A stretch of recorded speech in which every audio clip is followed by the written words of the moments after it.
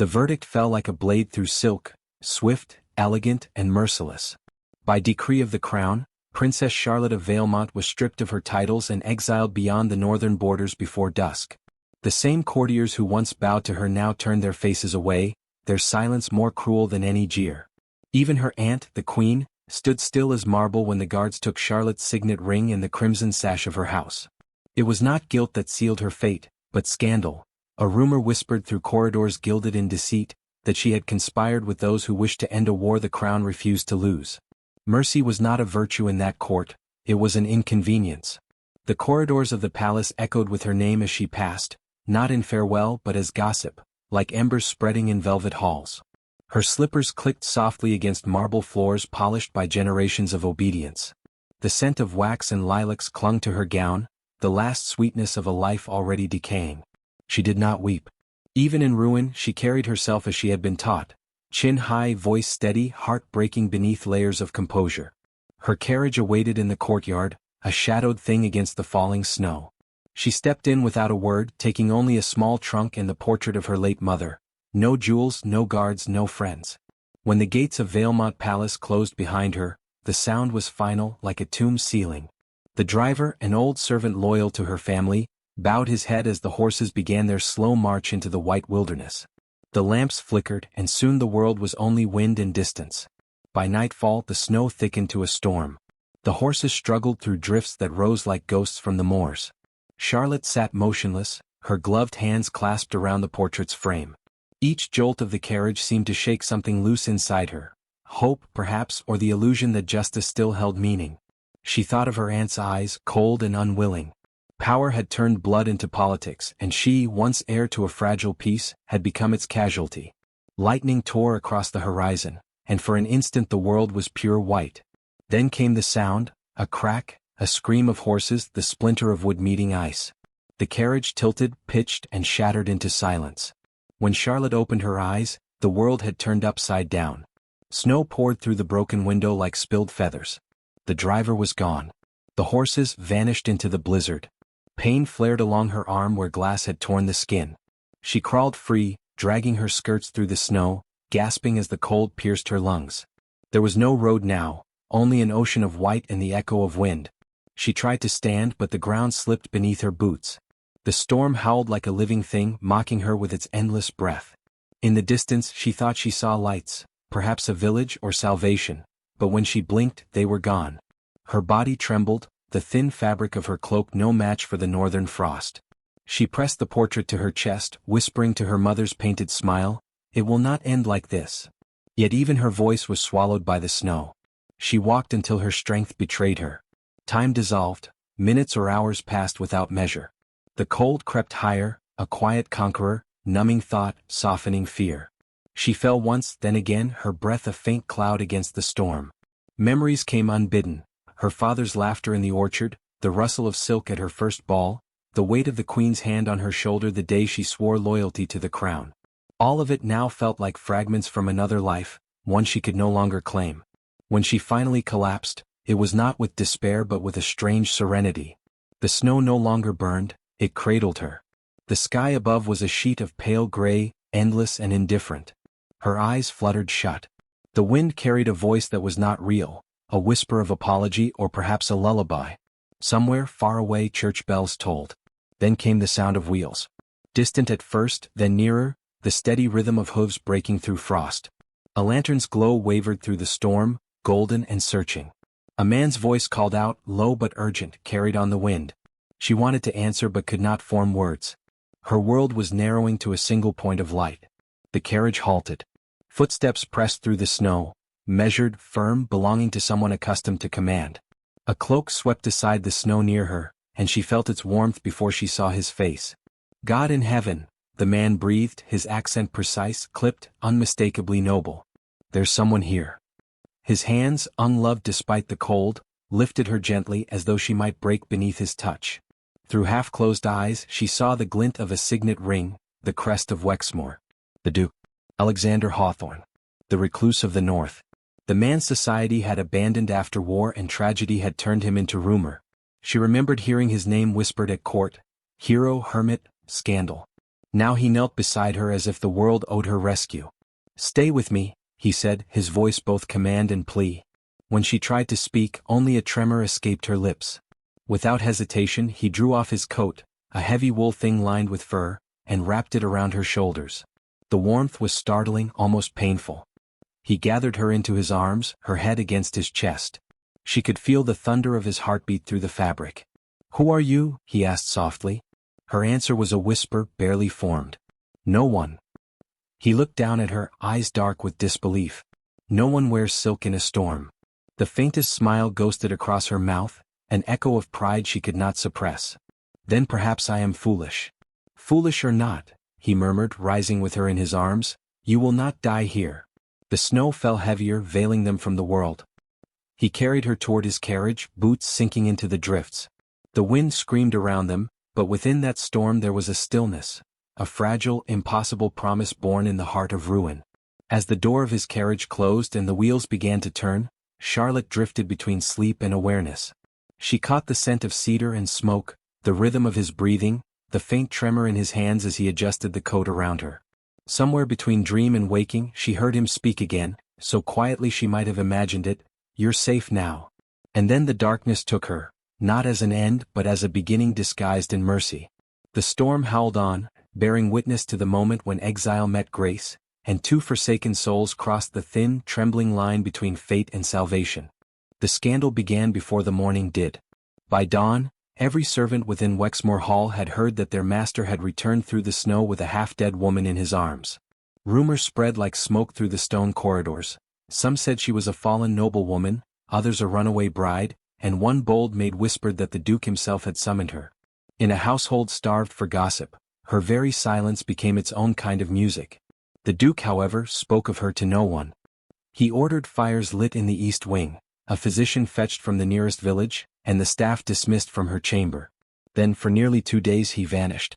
When she awoke, it was to warmth and confusion. The bed was vast, the linens heavy with lavender and cedar. Firelight trembled across the ceiling, gilding the carved beams above her. For a moment Charlotte thought she had died and found some quiet heaven. Then came the ache in her arm, the faint sting where the glass had cut her, and the knowledge that heaven would never smell faintly of brandy and old books. She sat up too quickly, dizzy with memory, the crash, the storm, the stranger's voice. A dark coat lay folded across the chair by the fire, its fabric still dusted with melted snow. She reached out, tracing the stitching along the collar. It was fine wool lined in fur, the mark of wealth and rank. Beneath it, a silver crest was embroidered into the inner lining, a hawk in flight. Wexmore. The door creaked. She turned, startled, as the Duke entered, tall and somber in a black waistcoat, his hair still damp from the snow. He paused when he saw her awake, his expression unreadable save for the faint relief that softened the austerity of his features. "You've survived," he said simply. His voice was low, precise, each word measured like a man accustomed to command. "So it would seem," she answered, her tone steady though her heart stumbled. "I owe you my life, my lord." He dismissed it with a flicker of his hand. "You owe me nothing. I could not leave a woman to freeze in my fields." A pause lingered, delicate as frost. He studied her, her torn gown, the faint bruising along her temple, the way she sat upright despite exhaustion.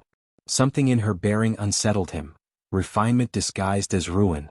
"May I know your name?" he asked. She hesitated. To speak it was to invite danger, for him, not her. "Charlotte," she said at last, leaving the rest unspoken. He inclined his head. "Then Charlotte, you are safe here. Rest is your only duty tonight." She nodded, though rest was a luxury she could not afford. The memory of pursuit haunted her. Exile did not end with distance. Still, as he turned to leave, she found herself saying, "My lord, why help me at all? You owe the world nothing, and I suspect it has given you less." He paused at the door, a shadow crossing his face. "Because once," he said quietly, "someone did the same for me, and I failed to return the favor." The door closed and she was left alone with the crackle of fire and 1,000 questions she could not ask. The next morning she dressed in a borrowed gown of pale blue muslin, her hair unbound for the first time since childhood. When she stepped into the corridor, the house greeted her with silence. Portraits lined the walls, somber ancestors painted in oil and pride. A chill followed her as she moved, not from cold, but from the invisible eyes of servants who pretended not to look. At breakfast, the Duke sat by the window, a newspaper open before him. Sunlight, thin and uncertain, fell across the table. He gestured for her to sit. "You are improving," he said, pouring tea without looking up. "Thanks to your kindness," she replied, forcing calm into her voice. "Kindness?" He almost smiled. "No, you're Charlotte. I am merely a man avoiding ghosts. The slip of your did not go unnoticed." She froze, cup in hand, heart hammering beneath the calm of her expression. He folded the paper, studying her reaction. "You flinched," he observed. "Not from fear, guilt perhaps?" "I am no one of consequence," she said softly. "Then the world has conspired to lie about you," he replied, his tone not unkind. "No one of no consequence wears silk sewn in Vailmont's royal color." Her breath caught, but before she could respond, the butler entered, murmuring something that drew the Duke's brows together. When the man withdrew, the Duke sighed, folding his hands. "It seems word travels faster than snow melts. A messenger arrived from London. Lady Clara Montfort is coming." Charlotte frowned. "And that troubles you?" He leaned back, eyes shadowed. "Lady Clara is persistence dressed as decorum. She enjoys rescuing men who do not wish to be saved." "And you, my lord?" "I prefer my solitude unchallenged," he said almost wearily. Later that day she wandered the garden paths, the snow still crisp beneath the winter sun. Servants watched her from doorways, whispering behind gloved hands. She caught fragments: the Duke's mystery, a foreign lady, a scandal already born. She tried not to hear them, but each word stung with truth. Her presence endangered him. When she returned, Lady Clara had arrived. She was everything the court adored: elegant, ruthless, perfumed in superiority. Her smile upon seeing Charlotte was sugar over steel. "So this is the guest who has stolen our Duke's attention," she said, her tone honeyed with disdain. Charlotte curtsied, neither humble nor proud. "Merely a traveler rescued from misfortune, madam." "Of course," Lady Clara said, turning to the Duke with an arch of her brow. "And yet, rumor insists otherwise. They say she arrived at night, half-dressed and carried in your arms." "It's quite the story." "Rumor feeds on hunger," the Duke replied evenly. "You should dine, Lady Clara. You seem famished." The insult, wrapped in civility, silenced her, for now. But Charlotte saw the storm behind that smile. When Lady Clara departed hours later, her carriage wheels carved trails of malice into the snow. That evening, Charlotte found the Duke in his library, staring into the fire. "You should have let me go," she said softly. He turned, eyes weary. "And send you into a world eager to devour the weak? No. I will endure their gossip. I have survived worse." "Your kindness will ruin you," she warned. "Perhaps," he said. "But so will indifference." Outside, the wind began to rise again, howling across the moors. The firelight painted his face in amber and shadow, and for a moment she saw not the aloof Duke but the man beneath, the quiet sorrow, the restrained tenderness, the ache of someone who had once loved and lost too completely. Then from the courtyard below came the sharp echo of hooves. A shout followed, muffled by snow. The Duke crossed to the window, his expression tightening. "Soldiers," he said. "Royal colors." Charlotte went still. The storm of her past had found its way to Wexmoor. He turned to her, voice steady but grim. "It seems the crown has come for its secret." The pounding on the great doors shook the silence from the walls. Soldiers' voices echoed through the courtyard, commanding entrance in the Queen's name. Charlotte stood frozen at the library's threshold, her pulse a wild rhythm against the hush of the room. The Duke's face hardened, the calm of his bearing turned to steel. "They have no right to enter without warrant," he said, though both knew that royal decree cared little for law when bloodlines were at stake. Another strike of the knocker rang out, sharp as thunder. "Go," he murmured, his voice lower now, urgent but controlled. Through the corridor, down the servants' stair. "The cellar door leads to the western wing. You'll find shelter there." "I will not hide like a thief," she whispered. "You are not hiding," he said, meeting her eyes. "You are surviving." For a breath she hesitated. The pride of a princess warred against the instinct to live. But then came the clatter of boots, the echo of authority advancing closer. Without another word she ran. The Duke turned toward the hall as the doors burst open. The soldiers stormed in, their uniforms gleaming with frost, their officer's voice sharp with practiced arrogance. "Alexander Hawthorne, Duke of Wexmoor. By order of Her Majesty, we seek a fugitive, Charlotte of Vailmont." He met the man's gaze with quiet disdain. "You'll find no fugitive here. Only snow and silence." The officer stepped closer. The Crown believes otherwise. Then the Crown believes in ghosts, the Duke replied, and for a moment the two men regarded one another across the gulf of power and pride. The officer ordered his men to search the estate. As they dispersed, the Duke turned toward the fire, his hands clasped behind his back, the picture of composure. Yet his heart beat with the dread of what discovery would bring, her death, his ruin, perhaps both. Below, the air in the cellar was thick with dust and memory. Charlotte moved through the shadows, her breath quick and shallow. The candle she carried flickered against rows of ancient casks, each labeled in a hand long dead. Her mind replayed his words, "You are surviving." It sounded so simple, yet every step she took away from him felt like a kind of dying. Above her, footsteps thundered overhead. Voices shouted orders, furniture scraped, doors slammed. The search pressed on relentless. She pressed herself against the stone, closing her eyes as a faint tremor ran through her. For the first time since exile she prayed, not for mercy but for time. Moments stretched like hours. When the footsteps receded, she dared to move again, following the faint draft that marked the passage's end. Her candlelight revealed a narrow door framed in iron. Beyond it, the faint glimmer of night seeped through the cracks. But as she reached for the handle, a voice spoke behind her. "You should have fled farther."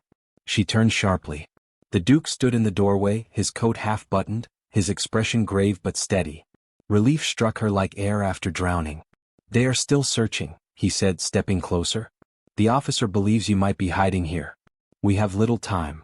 "Then why are you here?" she asked, her voice breaking through the tightness of her chest. "You risk everything." He smiled faintly, though it did not reach his eyes.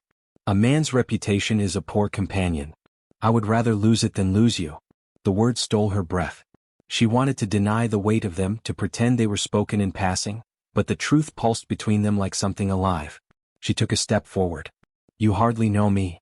"I know you enough to know you do not deserve the world's cruelty," he said. "That is knowledge enough for a lifetime." Silence swelled between them, heavy and delicate. In its stillness, the wind outside moaned through the cracks of the old stone. He reached for her hand, the gesture instinctive, unthinking. She let him take it. His palm was warm despite the cold air. The contact sent a tremor through her veins. "You should not touch me," she whispered. "And yet I do," he answered softly. Above them came another burst of voices, nearer now. One soldier shouted something about the eastern wing. The Duke's jaw tightened. He led her deeper into the shadows, past the casks and broken barrels, until they reached a small alcove hidden behind a wooden partition. There, a narrow bench sat beside an old furnace long disused. The place smelled of earth and iron. "They will not search this far," he said quietly. "Rest while you can." She looked at him then, not as the Duke, not as her rescuer, but as a man bound by the same chains of duty and loneliness that strangled her. "Do you ever tire of being noble?" she asked. His eyes met hers, the faintest glint of amusement softening their darkness. "Every day. But a man must wear something to cover his sins." "And what sin is it to show mercy?" "In our world," he said, "mercy is treason if offered to the wrong soul." Her throat tightened. "Then I have made you a traitor. You've made me human again." The candle burned low, its light trembling against their faces. He sat beside her, the space between them narrow but infinite. She studied him, the faint scar at his temple, the hollow beneath his cheek where grief had carved its signature. His hands, resting on his knees, were steady, though his voice when he spoke again was not. "When I first saw you in the snow," he said slowly, "I thought I had found death itself. You looked like something the world had forsaken. I thought if I touched you, you would vanish." "But I didn't," she said. "No," he murmured. "You stayed. And now I am the one afraid to disappear." The words struck her deeper than any declaration could. It was not a confession of love, it was something rarer, more fragile, a surrender. She turned toward him, her hand lifting almost involuntarily to touch the edge of his jaw. He did not move. The air between them thickened with all that could not be spoken. From above came the faint clatter of boots again, fading into the distance. Time itself seemed to pause, holding its breath. She withdrew her hand, suddenly aware of the impropriety, the danger. "They will find me eventually," she said. "No man can stand against the crown." "Then let them find a man who already has nothing left to lose," he replied. Before she could answer, a door slammed somewhere above them and a shout followed, a voice crying her name. The Duke rose instantly, motioning for silence. The sound grew nearer, echoing through the corridors. He glanced toward the stairs, his expression unreadable. "They know," she whispered. He looked back at her, his voice a murmur of resolve. "Then we end this on our terms." He took her hand again, not as a rescuer this time, but as an equal, and together they stepped into the dim corridor. As the candle guttered out behind them, the last trace of light vanished, leaving only the sound of the storm outside and the quiet rhythm of their joined footsteps, heading toward whatever fate awaited beyond the stone. The first gunshot shattered the dawn. Its echo rolled through the frozen hills like thunder, scattering crows from the trees and silence from the earth. Charlotte stumbled on the narrow path that led from the manor's western gate, her breath catching in the bitter air. Behind her the Duke's voice rang out, a single command sharp and desperate: "Run!" She did not look back. The world blurred into wind and frost and fear. Branches clawed at her cloak as she fled into the woods, the hem snagging on thorns and roots. The snow was deeper here, untouched, muffling every step, every gasp. Yet she could still hear them, the soldiers, their voices slicing through the cold. Another shot cracked through the distance, closer this time. Charlotte froze against the trunk of an oak, her pulse hammering in her throat. She pressed a trembling hand to her chest and tried to still the wild rhythm of her heart. Somewhere behind her, the Duke fought to delay them. His defiance, his name, his title the only shield between her and the crown's wrath. A voice, low, commanding, echoed faintly through the forest. It was the officer from the night before. "Search every inch. The traitor won't get far." Charlotte's vision blurred. Traitor. The word burned more than the cold. She had been a princess once, a daughter of kings, now hunted like prey through her own exile. Her body ached, her lungs screamed, but still she ran. Not for herself but for him. By the time she reached the frozen river, her strength had nearly gone. The water beneath the ice gleamed pale blue, shifting faintly with the current. She knew crossing was perilous. The surface cracked even beneath the lightest step, but there was no other path. She turned, scanning the woods. In the distance, through the thin veil of falling snow, a dark figure appeared. The Duke. He was running toward her, his coat flaring behind him, his breath forming clouds in the frigid air. For a moment she felt relief so fierce it hurt. But behind him, through the drifting white, came flashes of red and silver, the soldiers. He reached her side, breathless, his gloved hands gripping her shoulders. "The bridge is watched," he said. "They've cut off the road. This is the only way."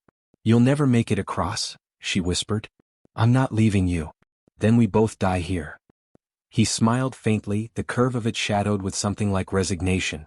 "If that's what fate demands, I'll die as I should have lived, beside you." Her throat tightened. "Don't say that. Charlotte." His voice softened, her name spoken like a prayer. "There are moments when a man's life finds its meaning. Mine began the night I found you in the snow." Before she could answer, the crack of a rifle split the air. The bullet struck the tree beside them, sending bark and ice scattering. He drew her down, shielding her as another shot rang out. The soldiers were close now, their shouts cutting through the storm. He turned to her, his face pale but fierce. "When I move, you run. Follow the river until you reach the valley. There's an abbey beyond the ridge, they'll protect you." "I'm not leaving you again," she said, gripping his arm. He caught her hand, pressed it to his chest. "You must." Before she could protest, he rose, drawing his pistol. His coat flared open, revealing the dark stain of blood already spreading from his side, a wound from the first volley. He didn't seem to notice. Charlotte's breath caught. "You're hurt." He gave a faint, humorless smile. "Then I've nothing left to lose." And then he stepped out from the trees. The gunfire came at once, a storm of sound and fury. The Duke fired twice, each shot measured, deliberate. One soldier fell, another stumbled. The third hesitated long enough for Charlotte to run. She crossed the ice, every step a gamble between life and death. Beneath her boots, the frozen river groaned, but she did not stop. Behind her, she heard him shout her name. She turned. He was still standing, barely, his pistol empty, the soldiers closing in. And then she saw it, the officer raising his rifle, his eyes fixed on the Duke's heart. "No!" Her cry tore through the wind. The shot came and he fell. The world seemed to still. The snow drifted softly around his body as he sank to his knees, one hand pressed to his chest. Charlotte ran back, slipping, stumbling until she reached him. "Alexander." His eyes found hers, dazed but calm. "You were supposed to run," he whispered. "I won't leave you." He tried to smile, failed, and reached up to touch her face. His glove left a smear of blood against her cheek. You must live. Promise me. Tears burned down her face, freezing in the wind. Not without you. You already have, he murmured. The soldiers shouted for her surrender. She didn't hear them. She could hear only the soft rasp of his breath, the slowing rhythm of his pulse beneath her hands. He looked up at her once more, and in his eyes she saw everything he had never said, every silent vow, every dream left unspoken. The officer approached, his rifle lowered, his voice cold. Step away, Your Grace. Her grief turned to fury. She rose, her eyes blazing through the tears. You call him traitor, she said, her voice trembling, but he is the only man here worthy of the crown you serve. The officer hesitated, just long enough for the ice beneath him to shift. The sound was sharp like glass fracturing. A crack raced across the surface, widening with terrifying speed. Charlotte dropped to her knees beside the Duke as the world gave way beneath them. The river swallowed them in a roar of water and ice. For a moment, everything was chaos, the freezing shock, the rush of current dragging her down. She clung to him, refusing to let go. The water tore at her cloak, pulled at her hair, but her grip did not break. His hand found hers, weak but still there. And then, somehow, they surfaced. She gasped, choking on air and tears. The soldiers shouted from the riverbank, their figures blurred by snow. The current carried her farther, away from them, away from everything. The Duke floated beside her, pale, still. Stay with me, she cried, her voice raw. Please, Alexander, stay. His lips moved, a whisper barely carried by the wind. You're safe now, my love? The same words he had spoken the night he saved her. The same promise. Then his eyes closed and the current took him from her grasp. She screamed his name until her voice was gone, until the river's roar drowned everything. When the cold finally numbed her limbs and the world blurred into white, she thought she saw him again, not as a man dying but as he had been that first night, standing in the snow, his coat outstretched, his eyes filled with warmth. And then the river claimed her too. But the story did not end there. Far downstream, at the edge of the valley where the river bent toward the abbey walls, a figure emerged from the ice. A woman, frozen, breathless but alive. Her eyes opened to the pale morning light, and her first word was his name. She did not yet know that the crown would believe them both dead. Or that somewhere beneath the river's glassy depths, a gloved hand still clutched the crest of Wexmoor, a symbol of loyalty stronger than death. And above them all, the snow kept falling, quiet and endless, as if the heavens themselves could not decide whether this was tragedy or grace. The church bell tolled before dawn, slow, mournful, final. Its echo rolled over the valley like the sound of grief itself. The nuns of St. Hilara's Abbey moved silently through the corridors, their candles trembling in the cold air. Outside, the river still lay frozen beneath a sheath of silver frost, concealing the secret it had carried through the storm. Within the abbey's infirmary, a fire burned low, throwing fragile light across the stone walls. On the narrow bed near the window, Charlotte stirred for the first time in 3 days. Her lashes fluttered, a shiver coursed through her body, and breath escaped her lips in a faint, broken whisper. The world she returned to was hushed, foreign. For a moment she did not know her name. When memory came, it came like a wound reopened, the snow, the gunfire, the cold bite of water, the way his voice had cracked on that final word, love. She sat up, the blanket falling from her shoulders, her heart slamming against her ribs. Alexander. Sister Miriam, who had been keeping vigil beside her, rose at once. Easy, my lady. You're safe now. Charlotte turned toward her, eyes wild. Safe. The word felt like a mockery. He was with me, did you find him? The nun hesitated. We found no man, your highness. Only you, adrift upon the ice. The river carries its dead swiftly. Charlotte pressed a trembling hand to her mouth. No tears came, they had frozen somewhere inside her. The ache was too vast for sound. She turned her face away, staring through the frost-covered window. Beyond it lay the quiet valley, untouched and merciless. Days passed in stillness. The abbey became her refuge and her prison both. At dawn, the bells called the sisters to prayer. At dusk, their hymns carried through the corridors like ghosts. Charlotte moved among them in silence, wrapped in plain wool garments, her golden hair bound beneath a veil. To the world, Princess Charlotte of Valemont was dead, and she did not correct them. Yet at night, she returned to the window overlooking the river. She would stand there for hours, her breath misting against the glass, waiting for a sign, a ripple, a shadow, anything to break the calm. Sometimes she thought she heard his voice in the wind, faint and tender. You're safe now, my love. But safety without him was emptiness. Winter yielded at last to the faint thaw of spring. The snow retreated, revealing the black soil and new grass beneath. One morning, while gathering kindling in the woods beyond the abbey walls, Charlotte found something half buried near the riverbank, a fragment of metal dulled by mud and frost. She brushed it clean with shaking hands. It was the crest of Wexmoor. Her breath caught. The Duke's insignia, his family seal, still intact. She turned it over, tracing the engraved motto, Fidelis ad Finum, faithful unto the end. In that moment she knew. That night, when the abbey slept, Charlotte dressed not as a nun but as a woman reborn. She took only a cloak and the crest, fastening it close to her heart. The moon hung low above the river, casting silver over the thawing water. She followed its reflection downstream where the current ran stronger. The valley opened into marshland, quiet and haunted.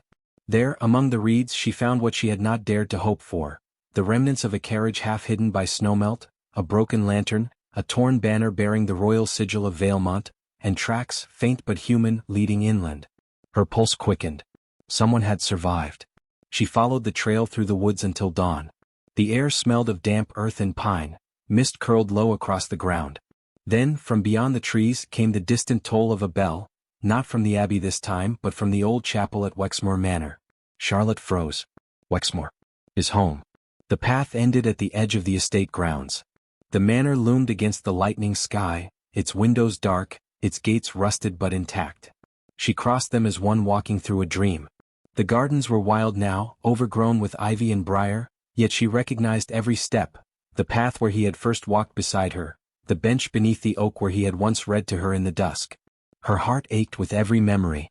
At the chapel door she paused. The sound came again, soft, rhythmic. Not a bell this time. Footsteps. She pushed open the door. Inside, candles burned upon the altar. A man knelt at the front, his shoulders broad beneath a dark coat, his head bowed. For a moment Charlotte could not breathe. The light trembled across his profile, the familiar curve of jaw, the unruly dark hair. Alexander? Her voice broke on his name. He turned slowly. The scar along his temple caught the light first, then the unmistakable blue of his eyes. He rose, unsteady, disbelief flickering across his face. Charlotte. For a heartbeat, neither moved. The air between them seemed to hum with all the words they had never spoken. Then she was in his arms, the weight of months collapsing into that single, shattering moment.